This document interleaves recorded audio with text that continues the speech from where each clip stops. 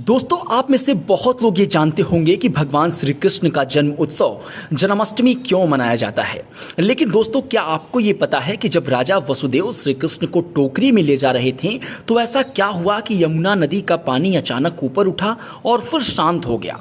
दोस्तों, क्या आपको ये पता है कि राजा वसुदेव यशोदा और नंद जी के घर श्री कृष्ण को तो देकर आ गए, लेकिन वापस टोकरी में उधर से किस कन्या को लेकर आए, ये बात बहुतों को नहीं पता होगी। आज आपको श्री कृष्ण जन्माष्टमी को लेकर ऐसे ही रोचक तथ्य आपको बताएंगे। श्री कृष्ण जन्माष्टमी भगवान कृष्ण के जन्म के उपलक्ष्य में मनाई जाती है। उन्हें भगवान विष्णु का 8वां अवतार माना जाता है और पूरे भारत में उनकी पूजा की जाती है। इस वर्ष कृष्ण जन्माष्टमी 15 और 16 अगस्त को मनाया जा रहा है और इसे गोकुल अष्टमी के रूप में भी जाना जाता है।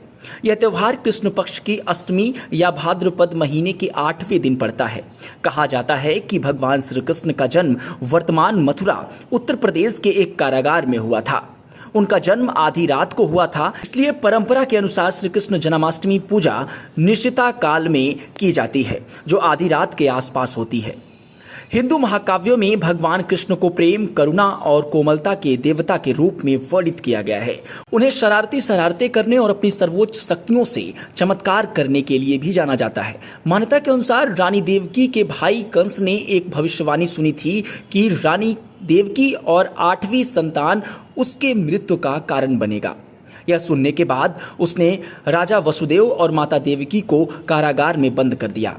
कंस ने एक एक कर देवकी के 7 संतानों का वध कर दिया। इससे पहले कि वो 8वीं संतान श्री कृष्ण को खत्म करने की कोशिश कर पाता, राजा वसुदेव ने कृष्ण को एक टोकरी में अपने सिर पर रखकर यमुना नदी पार की। उन्हें गोकुल में एक सुरक्षित आश्रय प्रदान किया, जहां माता यशोदा और नंद ने श्री कृष्ण का पालन पोषण किया। जब राजा वसुदेव श्री कृष्ण को टोकरी में लेकर यमुना पार कर रहे थे, तब यमुना जी ने श्री कृष्ण के चरण को स्पर्श करने के लिए अपने जल को ऊंचा उठाया, लेकिन जैसे ही उनके चरणों को स्पर्श हुआ, यमुना जी शांत हो गई और वसुदेव को रास्ता दे दिया।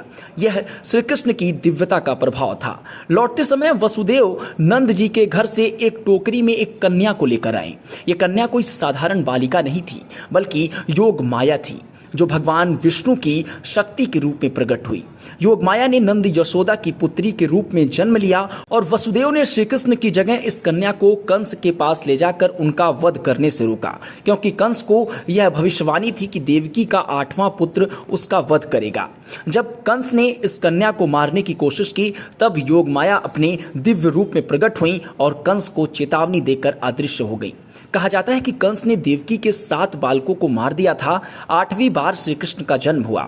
उनका जन्म भी जेल में ही हुआ और यही वजह है कि आज भी देश भर के जेलों में इस दिन को बड़े खास तरीके से मनाया जाता है। इस दिन जेलों में बंद कैदियों के लिए खास उत्सव का आयोजन किया जाता है। इसके अलावा महाभारत में कुरुक्षेत्र युद्ध के दौरान अर्जुन के सारथी के रूप में भगवान कृष्ण का वर्णन सबसे व्यापक रूप से मान्यता प्राप्त है। उन्होंने अर्जुन की धर्म के प्रति निष्ठा को बनाए रखा। भगवान कृष्ण की धर्म के रक्षक और अधर्म के विनाशक के रूप में प्रतिष्ठा के कारण उनका जन्म राष्ट्रव्यापी रूप से जन्माष्टमी के दिन मनाया जाता है।